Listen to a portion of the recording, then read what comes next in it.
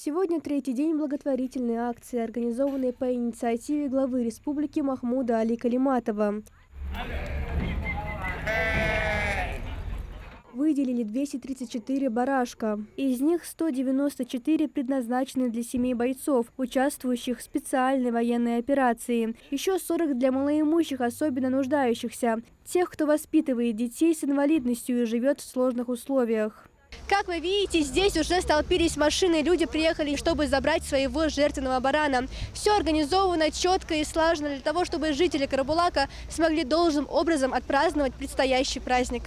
Среди получателей отец участника СВО Руслан Дударов. Его сыну Элезу 25 лет, больше года он находится в зоне СВО. Родные не получали от него вестей более полугода, но у них есть сведения, что он жив. Отец говорит, что в такие моменты особенно важна такая поддержка.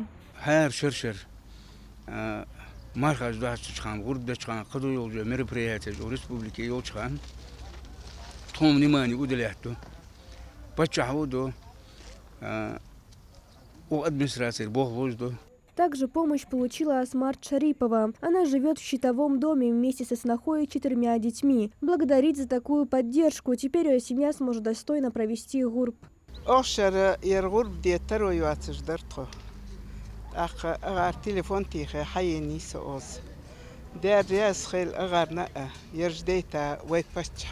Старейшины города и представители администрации выразили благодарность за оказанную поддержку.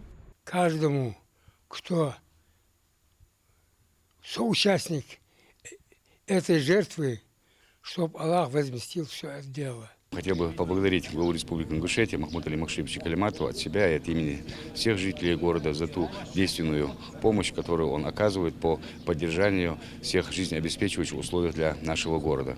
Священный праздник Ид-аль-Адха – это не только красивая традиция, но время, когда принято оказывать поддержку нуждающимся. И благодаря проведению подобных акций жители республики не просто могут провести обряды гурб, но и обогатиться духовно. Мария Амбата, Султан Магушков, Магаз 24.